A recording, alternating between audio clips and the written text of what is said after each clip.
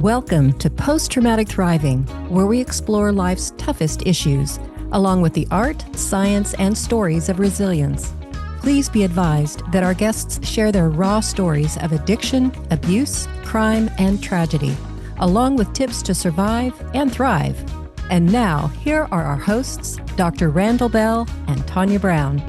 Hello, I am Dr. RandallBell, and welcome to Post-Traumatic Thriving. Unfortunately, Tanya Brown is out sick, but the show goes forward. We have our producer sitting in, Mel Levy. Hi, Mel. Hi, everybody. Welcome. Yeah, this is the face behind the scenes on all our episodes, so great to have you stepping in. And we have a fantastic guest, Danny Ray. I will just quickly introduce you, Danny. How about that? All right. I met Danny at the Magic Castle. I've been a member of the Magic Castle, which is a club in Hollywood, California, a couple of years ago. And I went with, I forget who I went with, but I went with my family or friends to the Magic Castle. And Danny just blew the house down. It was so good. And anyway, I kind of hung out because I became a Danny fan right away, and we exchanged emails or something, and we've been kind of buddies ever since. So it's super cool. Hey, well, thank you for having me on. Looking forward to it. Yeah, and then we were having dinner, and your show's so big, and you've had so much great success with your career. And then when we were having dinner, you told me about some of your background. I was like, holy moly. You've really been through some stuff. Yeah, I think to a certain degree we all have, and it's how we, pursue, our dreams through the pain and the suffering and all those things we've been through to make the best of it. Yeah, so, yeah. And one thing I want the audience to know is that you were recently on Penn and Teller's show, and we will find out later whether Danny Ray fooled Penn and Teller, but. We'll save that for a little bit. But Danny, let's just start out with you start at the very beginning, where you were born and your upbringing, and tell us about, your childhood and life. Yeah. So, wow, that just everything. Start there. Yeah. So the day I was born, February 14th, 1974. So I was, so a lot of my story will focus on my biological father, and my mom had 2 kids by that point. She actually had a stillborn as well, so 3, but 2 living. And so I'm the 4th to come along, but at that point in their relationship, he had decided to go a different way. And because I was born, they're like, okay, let's try it one more time. And so he showed up at the hospital and they tried again. But the biggest struggle for him from, I don't know early on how long it started, but to the day he died, is he had a gambling addiction. And so he would, gamble every last cent, try to gamble the cars. And then there was one time he tried to sell the house, and my mom's like, nope, that's enough. And that probably happened when I was 3 or 4 years old. Do you have memories of all this chaos? Yeah. So I have a handful of memories of waking up at different women's houses. At that time, I didn't realize, he's having an affair. And, I'd later find out that, he had multiple affairs. That was another addiction, he had was, he's a womanizer. And again, to the day he died, he would, be overly flirtatious to women. But that also caused some serious, so I don't know how much you want me to fast forward, but remind me. I will get back to him ending up in jail. But so 4 years old, I do have some memories, but I wasn't, you're never really sure what's real with your memories when you're that age. And, so I remember waking up at different people's houses. I remember him getting upset with me, grabbing my arm at one point. He wasn't a violent guy to my knowledge throughout his life. But I do remember kind of getting into the car for some reason. Remember him pushing me with a big wheel. I found out later that wasn't him. So I shared maybe 5 or 6 of my memories with him later on when I'd meet him. And one of those I found out wasn't true. So I'm like, well, I don't know, what who I projected some, there's a father figure somewhere that probably pushed me on a big wheel, but that wasn't him. So I found that out later, but that was, yeah. So you were really kind of born into your trauma. I mean, quite literally. I mean, it was kind of your normal as you're growing up. Did you realize that this wasn't normal, or did this seem like just how life was to you? Yeah, no, I didn't think of it as, oh, this isn't normal. Like I think at that time of my life, it was just, you just are going through. I had another dad step into my life shortly after that, maybe when I was 6 years old. And, to this day, that's who I call my dad. He just turned 70 and, love him. He was father figure all the way through, and not just father, he was my dad, and so we're still really close, but I think that offset some of the pain, but there were still, like, through my childhood and teenage years, waking up with nightmares of us like reuniting, or dreams of us reuniting, then going, oh, that's not. And it wouldn't be until I was 18 years old that I was had one of these dreams when I was in college of, my biological father and I reuniting, because I hadn't seen him since I was 4 years old. When he took off, that was just the end of it. So your earliest memories of your your biological dad were kind of 1 to 4, then he disappears, and then he shows up again when you're about 18. Did I get that right? No, I had a dream about him when I was about 18. So I went to my mom, and she called my brother and sister, had them come over to the house. I was going to the University of Redlands, and they lived down in San Diego. And so she got everybody together, sat us on the couch, and said, here's the deal is, so growing up, if I asked about him, she would probably say, I don't know, he's probably off in jail somewhere or gambling somewhere, but I never had like a definitive of like, here's where he is. And so at that point, she shared that he was in prison for statutory rape. He was dating I don't know really whether it was dating, but he was seeing the mom and had sex with the daughter, and she got pregnant.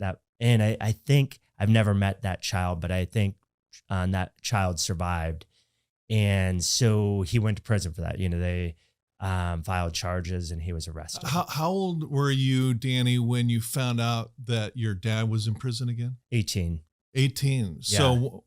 So as you're growing up, your biological dad's out there somewhere. Yeah. You have memories from him from your very early childhood. Yeah. And then when you turn 18, your mom tells you, yeah, your dad's in prison. Yeah. And she's like, you're all adults now. Here's his address. If you want to contact him, this is the prison, this is cell number, and here's, the information for how to get a hold of him. And how long was he in prison for? Do you know? He was from the time I was 14 to maybe 24, 25. So 10 or 11 years. Yeah. Yeah. That's a long prison term. Yeah. And I think he was probably in prison off and on. I know I wouldn't meet him until I was maybe 31, 32, somewhere in there. I could get to that later on, but my guess would be he was on and off, in serving jail time. Okay. Yeah. So about him, I get in a picture of what he's kind of all about. What's going through your head as a kid? I mean, was there feelings of abandonment or embarrassment or shame, or did you kind of blow it off and forget about it? I mean, what's going through your head? Yeah, no, it definitely wasn't a blow off. I don't know if those are things you forget. And I don't think I felt shame. I know some people, there's other things I felt shame for, but that wasn't one of them. But it was definitely the abandonment issues and dealing with, what is it about me that he would take off? Like, I didn't have the knowledge at that time of addiction and, what that causes, and the desire to do something, even if you don't want to do it, you end up doing it, all those type of things. And so he, when he left, the abandonment issues were definitely like a longing to be with him, a longing to see him again, wondering if he would ever come back. So the day he left, my sister has a lot of trauma, especially around her birthday, is he left on her 8th birthday. And so, Oh, wow. yeah. And so that's the last time she would have seen him, like he was supposed to show up. But yeah, to this day, like birthdays are, a difficult thing for her. That's interesting because a lot of people think that when kids go through trauma that they just bounce back automatically, and that it's by the time you get to adulthood, it's kind of over. Right. But it sounds you're kind of reinforcing the reality that even in adulthood, adults are dealing with these childhood traumas. Yeah. Yeah. So were there any particular dates that triggered you in terms of growing up? It wasn't associated with dates. More just, again, I would have those dreams periodically and, kind of wake up and wonder. There were, times you see other families, together and you wonder, like, where is he, why, and why, kids turn this towards themselves. But I know it's a common thing to wonder, what is it about me that, why would he leave me? Like, did I do something? Could I have done something better? So you're kind of wondering if maybe you did something wrong, whereas taking the blame, if you will, for his bad behavior. Yeah. Yeah. There's definitely some of that. So Mel, I want to give you a chance to kind of interject and ask anything that's on your mind. Yeah, just I sometimes the childhood trauma manifests as an adult, but we don't even know that it's the childhood trauma. We just know we're experiencing pain. How did you deal with that as an adult? Yeah, so when I, and this will be part of the next process, talking about kind of some of the transformations, but is at 17 years old, I put my faith in Christ, and long story there on how that came about. But I think I started to see the world differently and from a different perspective at 17, as I'd, heard about Jesus. Like, it wasn't like foreign to me, but at the same time, it was different, saying like, what are his teachings and how do I live by that? And so it definitely gave me a different perspective and started to, but all of them would come up in our marriage. Like when I started dating my wife, and, and there's a whole nother backstory to like these sexual abuse and struggles that way that led to other problems in our marriage. And so, but yeah, with trauma, I think it's one of those things where you could try to leave it behind and just say, yep, I'm not gonna deal with that. I'm not gonna think about that. But at some point it's gonna intersect with your present. And so when that started to happen in our marriage, we went to therapy and we started to talk about those things. And that was the first time in my life I was in therapy. And it definitely was like humbling, like as a man, for whatever my reasons are, I just felt like that's a sign of weakness, not a sign of strength.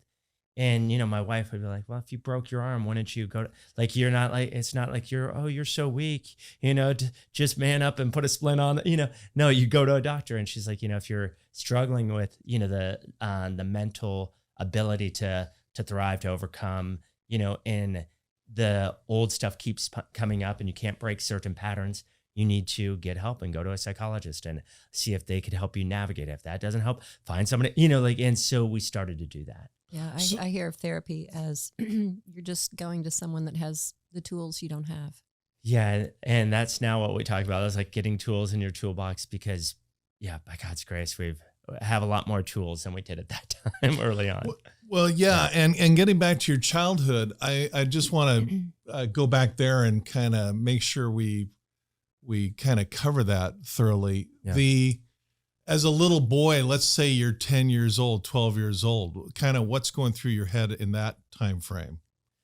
Yeah, so that would have been 5th grade. So in 5th grade, there were 3 kids I grew up with, and we were, super tight growing up. And so we'd go to school together. Everything was like really close. It would be in 8th grade that one of them took off the one I was closest with. He was being abused by a step parent, and his mom in the middle of the night picked him up from our house because he was living with us for probably 3 months ish, and picked him up in the middle of the night and moved to Albuquerque. And so throughout my junior high and high school years, we would write letters, back and forth together. And he would tell me some of it going on, but later on I would find out he didn't get half the letters. They were read before, that there was somebody else abusive that she ended up dating. And, and he was making sure that nothing from the outside came in. So, yeah.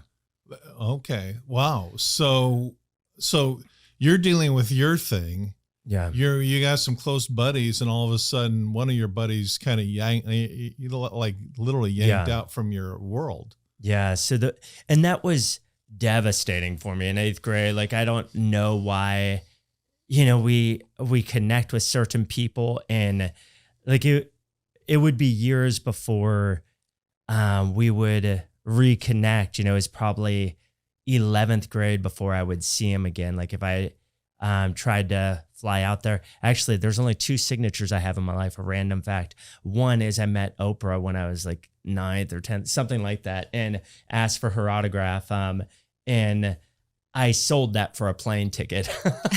So that's how I was able to go see him. So on the things you do. But, he had trauma in different ways that he started to just disconnect everybody from his past. By the time he was 19, he just cut off everybody from his past. And I would crash his wedding at like 28 or 27, something like that. And, tried to find out what happened, because we would still, talk, write letters periodically, until he was 18 or 19, and then just complete cutoff. And he told me, like, I just cut off anybody in my past and started new. So obviously, just the pain there of, and not the ability to move forward with dealing with the things in the past. So, yeah. But yeah, so going back to like, that 8, 9, 10, it's hard. So forgive me for not knowing these things so there was sexual abuse that started to happen around that time. I couldn't pinpoint and tell you, like, I know it was going on for a couple of years. I'm sorry. I missed who was being sexually abused? I was, yeah. Okay. So that was, so, when you say 8 to 10, I would guess it was in that area. I know it was before puberty. Uh-huh. And I know, like, at our household, there was, like, I can remember picking up Playboys and, different, things that were, on, in the restroom, my dad's restroom. And so I picked those up even before I understood like what that was. But then there was, things, that happened between those 2 years that are, I have memories of them, but I don't necessarily know the time frame, except to say, I know, it's before puberty and probably somewhere between 8, 9, 10, 11, somewhere in there. So you're, and we see this kind of a lot, where you're not suffering through one trauma, but layered traumas. You just, with your dad abandoning the family, which would knock a lot of people out just that singularly. And then there's sexual abuse going on. And that's, again, one of these horrific things that can just knock out people for the rest of their life if they're not careful. Yeah. So, I hate to ask this, but is there any other traumas kind of going on in childhood? Not that those don't.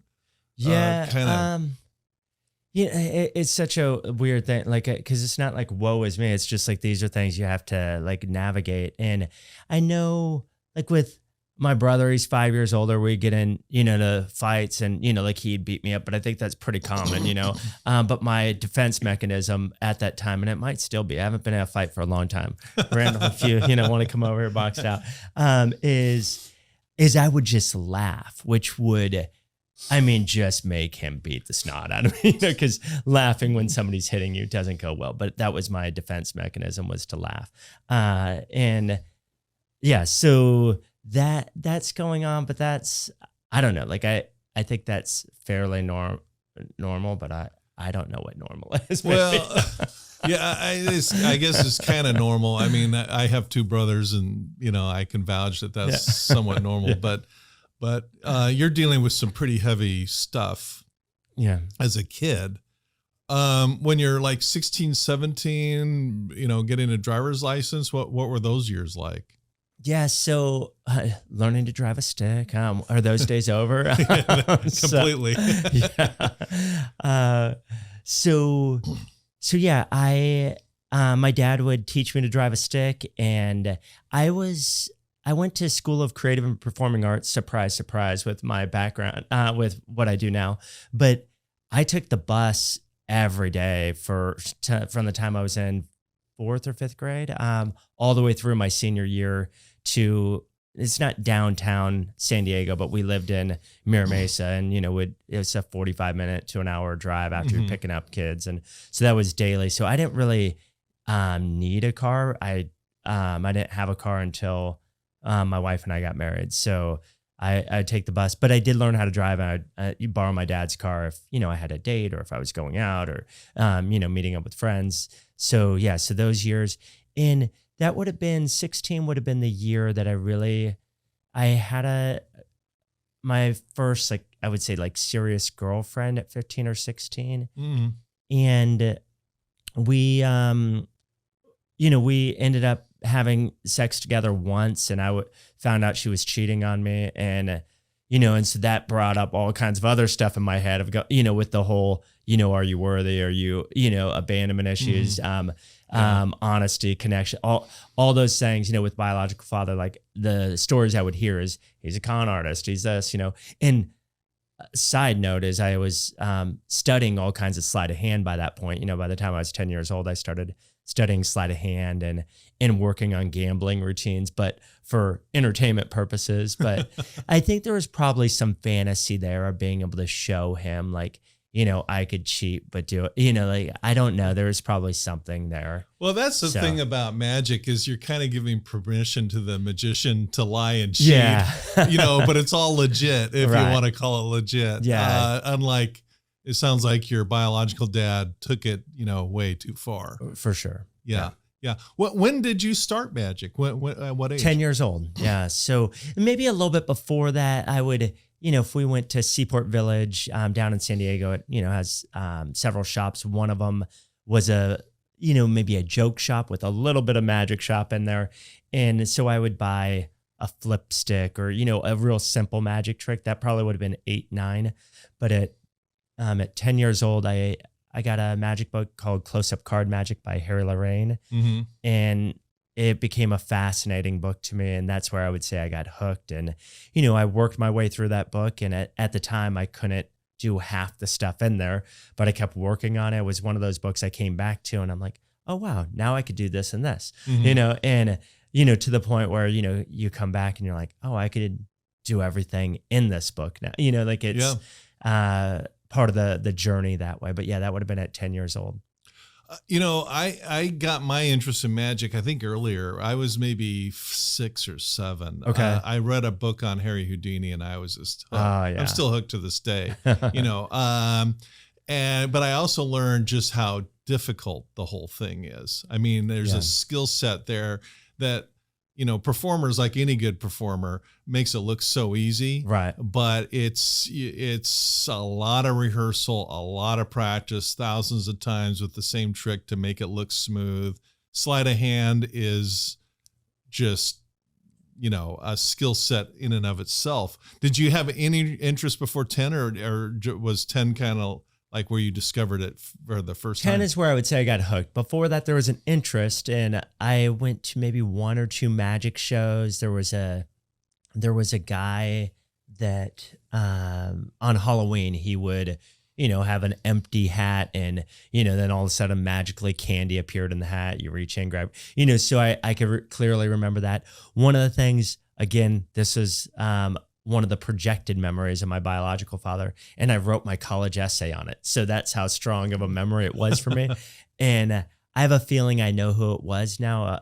Somebody my mom was dating before she married my dad. But my biological father in my head got down on a knee and took 2 matches and had them penetrate each other. And then, they just seemed to melt right through and then melt right out. 2 matches between the fingers, and then pushed him through. And so that was the first magic trick I can remember seeing. Yeah. So at 10, your passion hits with magic, which has grown into a huge career now. Yeah. Where you travel all over the world. How were you as a student in terms of geography and history and all that stuff, or did magic supersede it all? It did. I didn't.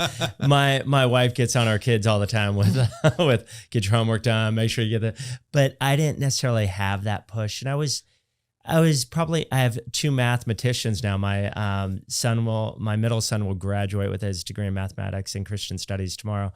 So they love math. If they were in here, they'd figure out how to change this conversation. Let's talk about math. But I was always really good at math, but I just looked at the board and went, okay, I could do that in the first 5 minutes. And then I'd work in the back of the room on my sleight of hand and that's how most of the classes were for me, where I would put minimal effort in so that I could, take the time to practice and develop the sleight of hand. Well, magic is something that you can do with household objects sometimes, but a lot of the apparatus behind the scenes, or even, that you show the audience can be expensive. How are you kind of financing this habit? So I was doing sleight of hand. So all cards, coins, rubber bands. So everything that was fairly cheap, it just took time to learn. Okay. So I wasn't doing any box illusions or stage illusions. I'd seen Copperfield by the time I was 15 or 16. I think I saw him at 12. And so that definitely was, a huge inspiration.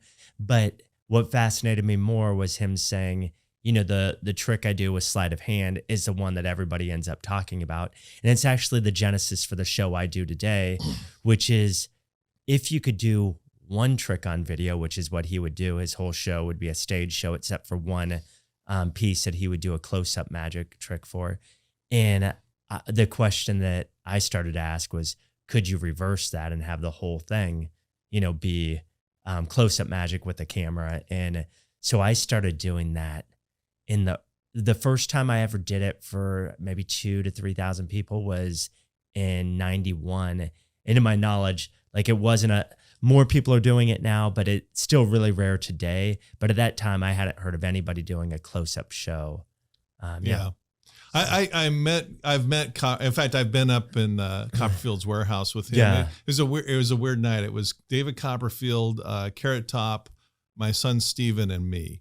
Oh, wow. For hours. And Copperfield, David told me that. He said that in his show that the one trick that got the most attention was where he put the pencil through the dollar bill. Yeah. And the rest of the huge illusions that cost hundreds of thousands of dollars to develop were secondary to a pencil through a dollar bill. And just so people know, Danny works in the close-up room in the Magic Castle, which is really the most difficult because literally the audience is inches from your fingers, and everybody's watching very intently. There are magicians in the room that are expert in this stuff, and you've got to be at a whole supernatural level to fool that crowd that close with that much expertise in the room. So we're talking about a level of skill that's just, just off the planet. Not everybody can do it by a long shot. But so did you, getting back to your childhood, do you think that this was kind of providing a necessary escape from some of the stuff you're going through? 100%. It was 100%. It was an escape from the pain, because it's weird now with all the distractions we have, my ability to focus the way I did as a kid, I forgot about the marriage component to that, is intentional. But at 10 years old, I could practice, and maybe not at 10, by the time I was 11, for sure, 11, 12 years old, I could practice 6 to 10 hours a day, just completely focused in another world, and nothing else existed to me. But the moment that stopped, other thoughts would come in. But that was definitely my escape. The problem was when we got married, I was still able to do that. And that created a problem. Yeah, well, we'll get there. Were there moments in your childhood where where Yeah. the adults around you were concerned that, oh, gee whiz, Danny's getting into magic. He's learning how to fool people and con people. And this might involve something that might lead him down to your biological father's route. Was there that kind of thought? No, there wasn't concern of that. Like, I think they're in such different realms. One is clearly entertainment, what I was developing and working on. And his was, gambling and taking other people's money and, conning people out of certain things and womanizing. Like, I think it was just, there wasn't that comparison. I saw it and felt it. Like, I remember talking to my Uncle Bob one time, wondering, and this would have been at 18 after I found out, where he was and what he did, and wondering, am I going to go down that same path? Like, am I, and this comes down to, do we have a choice, choice in things? Do we, are we, the whole expression, the apple doesn't fall far from the tree, is that, do I have no other choice? Am I going to end up? And I remember him just saying, you're a completely different person, and the choices you make have already been different, and they'll continue to be different because that's not who you are. But it was a confirmation of what I hoped to be true. But I do remember that just being really significant in my life, of going, okay, I don't have to go down that way, regardless of people that will say, oh yeah. And I never heard that about me with my biological father, but people never would have seen us together either, except as a baby, essentially. Yeah. So. It's interesting that was going through at some level through your mind, that, hey, I am making very different choices than what he made. Yeah. And to your credit, that you made that clear distinction that I didn't want to be that guy. Right. I wanted to be, who you are. And, magic is kind of, it's an interesting topic, because when you go through the front doors of the Magic Castle, you're basically signing an unwritten contract to say everybody in here now has the right to lie to me, to cheat me, to fool me, to scam me, all in, and it's just pure fun. Right. And because when I'm at your show, I'm trying to figure out how you're doing this stuff, because I know most of this stuff, how it's done. And as a member of the Magic Castle, I have access to the library downstairs where you can look up any trick and figure it out. I've been in the library. I've never opened a single book or watched a single video, because I don't want to know. I love that feeling of being fooled and then obsessing for 3 months. Yeah. How the heck did that guy or that girl do that trick? And but when you walk out the door, that license is revoked. Exactly. But your dad, he sounds like he didn't really revoke that license. He just kept on conning. Yeah, people. and he wasn't a magician, but so that wasn't. Yeah, but you get my point. That there is a realm where this, where conning and lying and cheating is okay. Yeah. In those clear circumstances, like the Magic Castle, or with your profession as a professional magician, going on TV and doing tours all over the country, all over the world. But in life, that's not okay, obviously. But it's interesting you kind of figured that out at a nice young age. That's good. That question of what's going on at 8 to 10 years old keeps coming up in my head. I'm like, what else is going on? One of the other things going on, and this would have been early on, somewhere in like 7, 8, 9, is people started to make fun of my hands. Kids are, they'll find anything that's different and make fun of. What's wrong with your hands? So these... Like, I know they look old because I'm catching up, but literally my hands have looked like this since I was 4 years old. I didn't speak until I was 4. It's a whole different issue, but my mom says I'm making up for it now. But so my hands haven't aged. If you saw pictures of me at 4, this is what they look like. And so, kids, when they see something different, they're like, hey, look at that kid over there. He's got old man hands, and so, but as a kid, like when you're made fun of, like those things stick with you, and you start sticking hands in pockets and, trying to like, hide. And then the other thing I had going on that way is I had a speech impediment. I was in speech therapy until I was in 6th grade. And so growing up, those were the two things that, kids were making fun of me for pretty consistently, my hands and my voice. But those are the two things that I use today. So it's just like you never know the things that are causing you pain and struggle in one area of your life that might be a joy in a different area, where now I'm like, I'm thankful my hands work. I'm thankful, like they just lick old, but yeah. It's funny as a kid, you get teased. Everybody teases everybody. And my thing was, my last name's Bell. And so you get all the kids on the playground saying, if it's Bell, it's swell. And it's like, okay, Yeah. Is that supposed to hurt? Yeah. But like your hands, I've never noticed your hands. They look fine to me, but you're right. Kids do the teasing, and sometimes some things stick and can trigger people in adulthood, and other things don't. And today it's not, but it is one of those things that definitely, especially, the voice stuff, when I had to read in front of the class, like I dreaded those days, I think everybody did. I'm sure I did. Yeah. No, there's, to this day, there's people that I'm like, they could just read forever. And, where not that I stumble over things now, but I definitely, can't just read flawlessly for hours the way some people do. There is something else, just random stuff with childhood that's popping into my head. So I want to say, I don't know if it's a disease or whatever, but I had something called histodynemia, and that was what was causing the lack of speech. So there were only 2 cases in California of histodynemia. Most of them were outside of California. So I became like the test kid with a bunch of hospitals. But a nurse is actually somebody who figured out. She was in school. There were cases that were popping up. She'd read something about it. But essentially, what is it? Yeah. You have too much protein in your body, which causes at that age, like mental handicaps of a variety of things. So was it tough to concentrate in class, that kind of thing, or? Well, no, that wasn't it. It was more, I think they caught it in time. It was just so rare that for some kids, they didn't catch it. And by that time it was too late.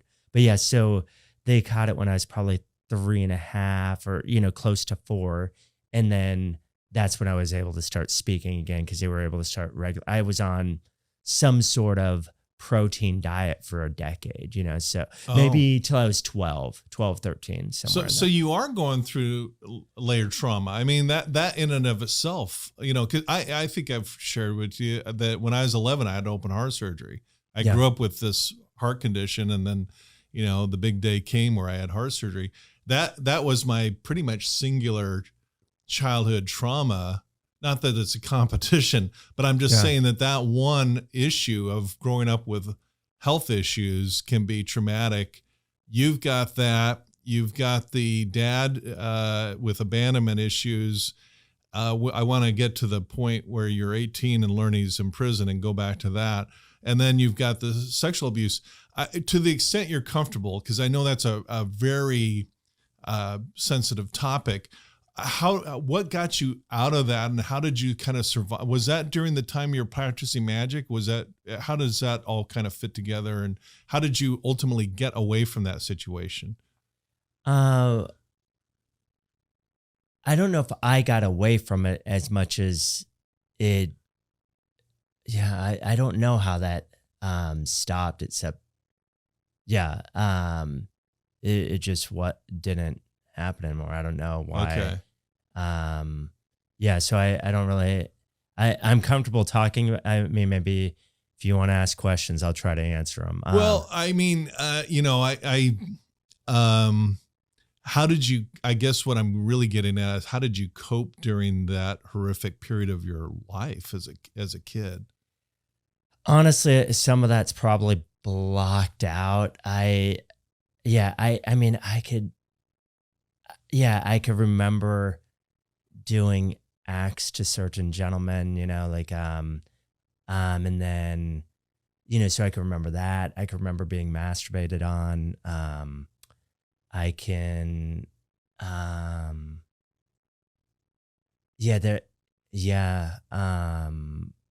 so I mean, I think I just went into my own head, with that stuff. And again, I don't know the ages except to say I know it's before puberty. I know it wasn't like 4 or 5.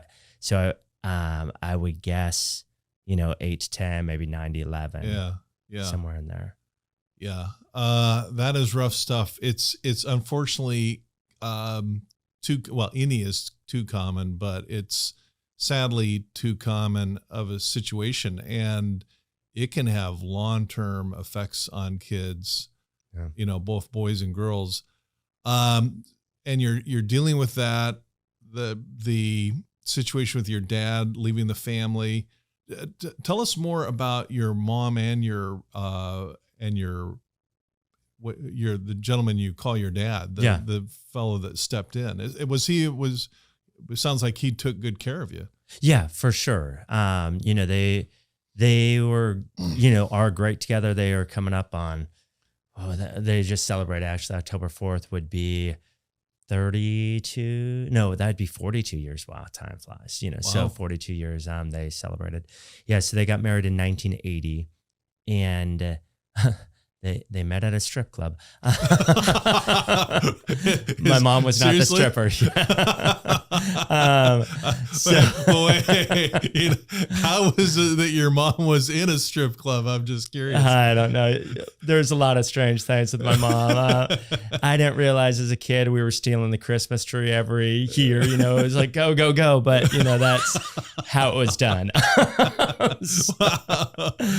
Wow. Okay. Yeah, there's a lot of strange things going on in my neighborhood.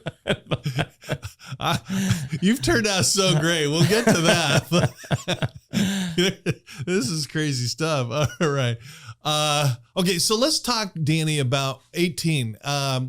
Take us back to the day where you first hear that your dad's in prison, and tell us, where you're sitting, where you're standing, what that conversation looked like, and what's going through your head and emotionally, and that whole experience. Yeah. And I'll fast forward just as a note for you. There's a second time we'll sit on that same couch. Okay. And probably 12 years later. Okay. So just a note of the stark parallel of those two moments. Anyways, so on that day, I'm coming home from college. I'm waiting on my brother and sister after I talked to my mom. There's a house in Mira Mesa I grew up in, and they still live there. And so we're in the living room couch, and so I think there's a lazy boy my dad's sitting in, my mom sitting on the couch, and maybe my brother grabbed a chair and my sister and I are sitting next to each other, something like that. So you all learned together.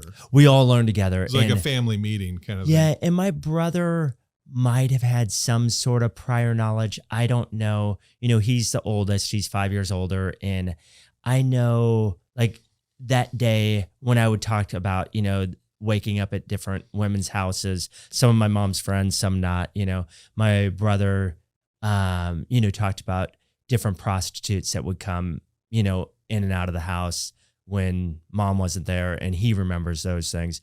But that was the first time I had heard of that side of that. So, but at 18 years old, a year prior, I had, as I said previously, put my faith in Christ. And so I'm working on and developing my faith. And I'm sorry to interrupt you. Yeah. What time did you become a Christian? 17 years old. 17. Oh, yeah. So this is shortly thereafter. Yeah. So shortly after. Okay, thanks. So go ahead. And I think it's significant because how I responded to that was different than how I would have a year prior to that. There was a lot of, when you asked about like trauma, I definitely was an angry kid, and that was direct result of the trauma. You were an angry kid. Yeah. You wouldn't know that today, but go ahead. I definitely, oh wow. Yeah. The last time I would say I was enraged or really as angry as I've ever been at anything was, and I remember asking God to free me, was the day I asked my wife to marry me, but I could come back to that later. So all these things, I should just take notes, but I'm just saying them out there and we'll see what happens. Okay. So 18 years old, we're all sitting there and my mom walks through the story of of what happened with my biological father and says, look here, he's in prison for statutory rape. This is what happened, and went through the story of, he was with this woman to our knowledge, and said the name. I know that she had a file or something on her that we'd find out later. My sister, I think, tried to connect with the 14-year-old that would have been, much older than that, and find out if she had a kid or not. She wanted, that was important to her. So, but she told us those things and said that, that they had filed charges, had him arrested, and that he was in prison, and gave us the address. We asked a couple of questions. I don't think she was able to answer, like, what's he doing? She hadn't talked to him. She just had information on where he was. And so I had that information. We all started to do other things, and, I eventually went back. But I wrote him a letter and just said, that a year ago, I started to follow Jesus, and, he's forgiven me. And you probably aren't aware of, but without ever saying a word to me, you've hurt me more than any other person, Yeah. And I want to let you know that regardless of that I forgive you, and, that I want the best for you, something along those lines, and sent that to him. So your first communication with your dad, who you just had learned was in prison, was that one of the messages was that you forgave him. Yeah. Wow. A lot of people wouldn't have the strength to say that. Yeah, it was. Yeah, hard to define exactly why, but that was what I felt like I needed to do at that time. Yeah. So, and if you don't mind, let's back up to 17, where you became a Christian. What did that experience look like to you?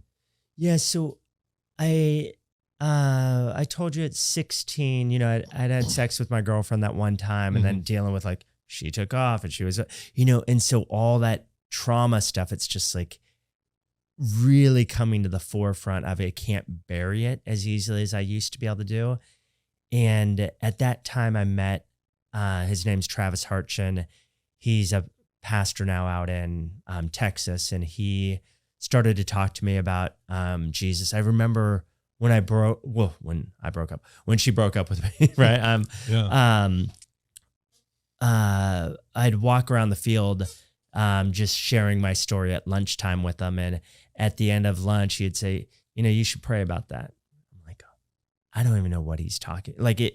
So your family was not religious growing up? We went to Catholic church, but I have a lot of great Catholic friends now that I know, like, live out their faith, all that.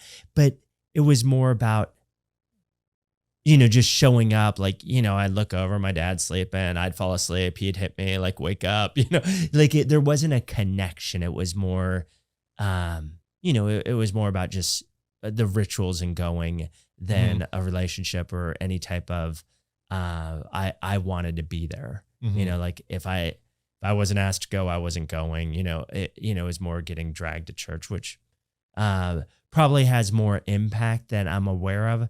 That maybe led up to that moment, but I definitely didn't connect with church at that point, or with God in any, like, significant way. So you're in school, a 17-year-old buddy is asking you kind of probing questions about faith, and that kind of sparked an interest in you. Yeah, and just him hearing my story, and for 2 weeks asking me to pray about it, or encouraged me to pray about it. At the end of that 2 weeks, I was like, okay, what do you mean pray about it? And so that's really my first question in coming to faith, is what's it mean to pray? Oh, you just talk to God. Well, what do you mean you just talk? So, like, all those questions started, led me down a rabbit trail of is there a God? Does he have, if I, at that point in my life, I would have said, yeah, there's probably a God, but there's no, like, connection to people on, kind of a deist point of view. Yeah. Like, really real disconnected from everyday life. And, so that's how I would have if I would have been able to put my finger on my belief at that point, it probably would have been something along those lines. Okay. Yeah. So it sounds to me like that was a pretty transformative part of your life. Yeah. Yeah. So we're jumping around a little bit, but that's okay. So you had this conversion, if you will, when you were 17. Yeah. And then your mom tells you at 18, hey, by the way, your biological dad is in prison for this horrific crime of statutory rape. He's in for many years, obviously. And then you send him a letter, and you hadn't seen him in years. No, right?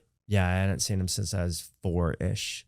And you let him know, it's kind of a brutal truth that he's hurt you more than anybody in life, but that in spite of that, you forgive him because of this spiritual transformation you had a year earlier. Did I follow that correctly? Yeah. Wow. Okay. Is this kind of the point in your life where you're kind of getting back on your feet and going from the trauma of it all, and then getting back to kind of morphing into the survival stage? You tell me, does that sound fair? Yeah, no, at 17 was definitely when things started to transform in my life. And like any journey, it's not like 17, everything instantly changed. Yeah. But I think I started to understand the trauma and understand like there's a responsibility I have and how I've treated other people. And, like I said with the anger, like I had a really short fuse and really lacked patience and understanding and empathy. There was just a wall I had up at that point. And as I started to let that go, that started to be you read these epic stories in the Bible of forgiveness, of, like you have murderers and rapists and all that. And somehow God goes, you know what? I am going to forgive and it's like, it doesn't like register. How can God forgive like the worst of the worst? And if he does, don't I have a responsibility to do that as well? And so that's where I started to wrestle through those things. And not that to this day, haven't perfected that by any means, but that's the journey I started to question of what's it look like to live differently. Well, backing up a little bit, in your childhood, you mentioned your anger issues a couple of times.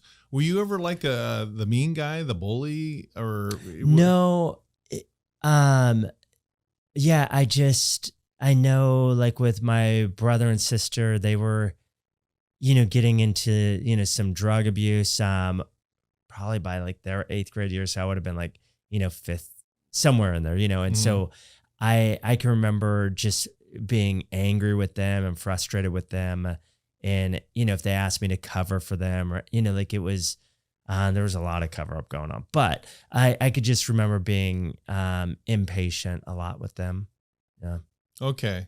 So it wasn't because we've had folks on the podcast that acted out with their childhood anger and ended up in prison for murder. I mean, literally, I mean, any number of things. So it sounds like you were angry, understandably, in your childhood, but it wasn't to manifest it in those kinds of extremes. Yeah. Okay. Let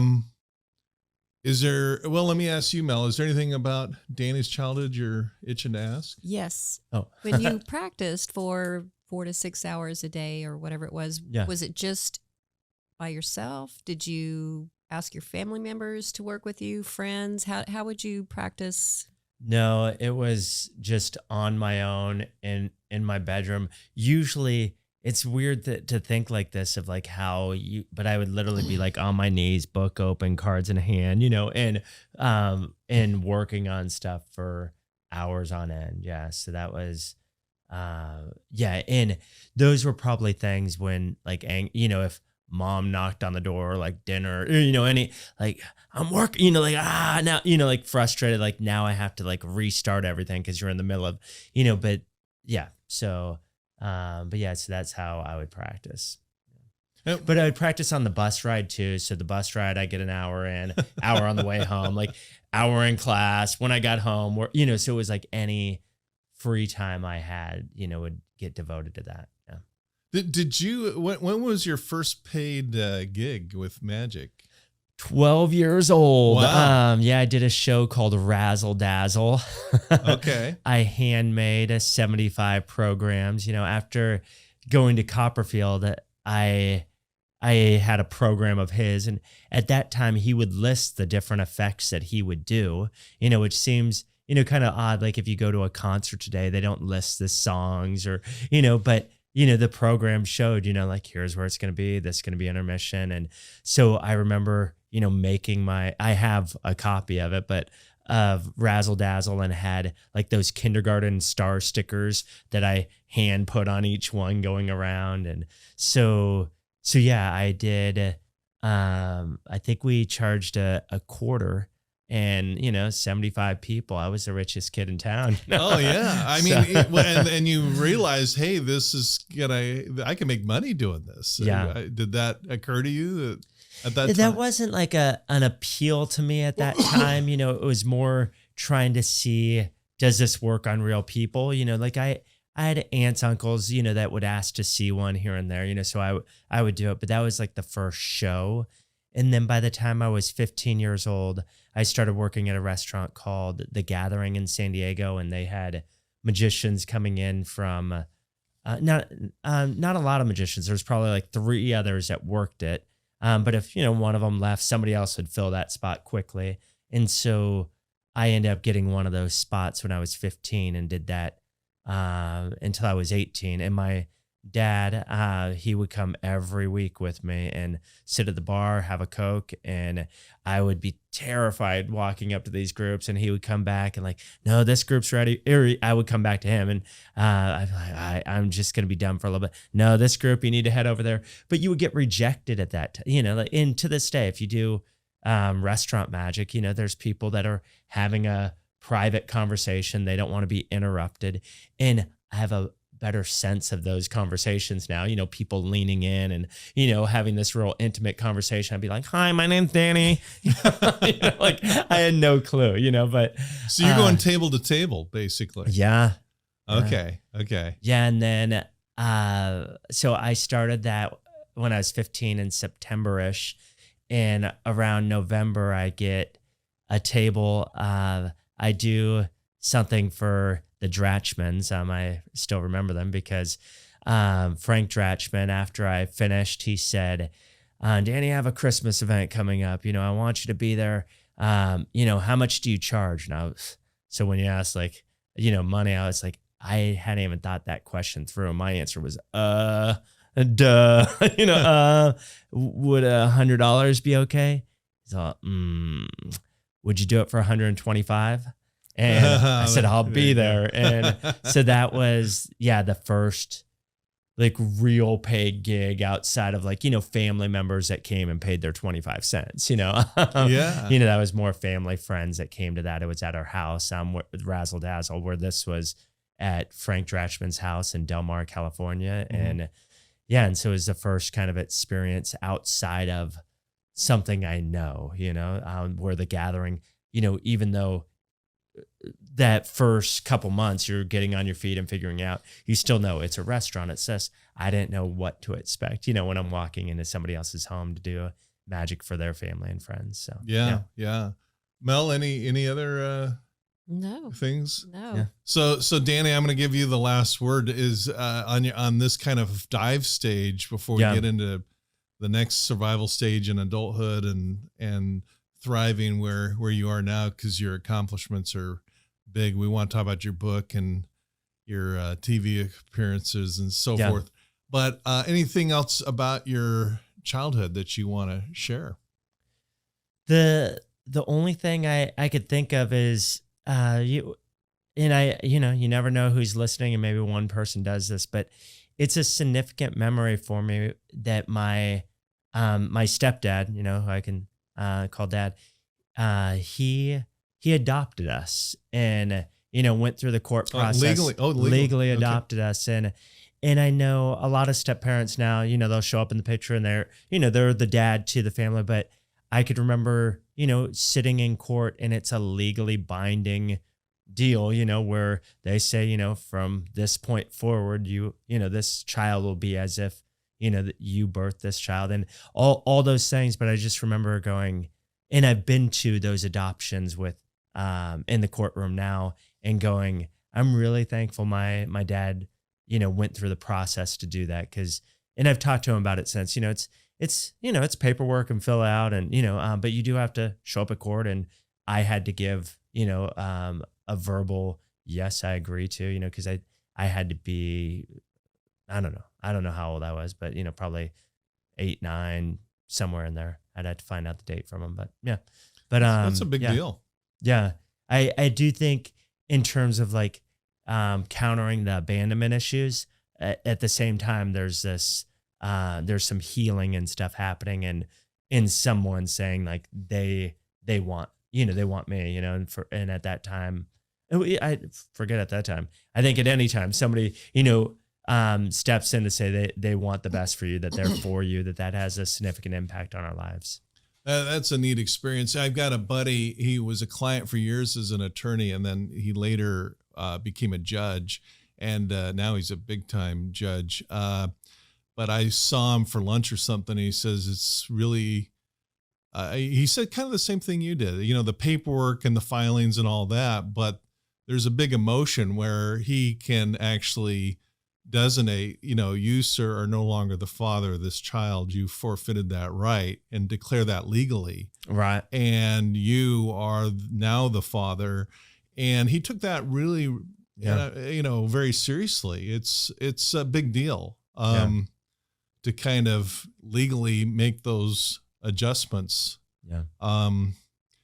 But that's good. I mean, I think that brought some like you say, some healing from some of the garbage you went through. For sure. Yeah. For sure. Okay. Well, this seems like a good time to call it an episode and move on to the survive stage. That's a lot of trauma, Danny. I knew some of your story, but I didn't know some of the details you shared today. You've handled this with a lot of class and style. So I think that kind of comes through pretty clearly. So we'll call it a day and move on post-traumatic thriving, where we dive, survive, or thrive. The choice is yours. All right. Thanks for supporting our podcast. Be sure to like, share, and subscribe, and follow us on your favorite social media. For books, merchandise, or to donate, visit CoreIQ.com. Post-Traumatic Thriving is produced by CoreIQ, a nonprofit with a mission to teach the life skills we all need but are not taught in school. CoreIQ and the Post-Traumatic Thriving podcast are for informational purposes only and do not provide medical or mental health advice. Always consult with your licensed medical and mental health care providers.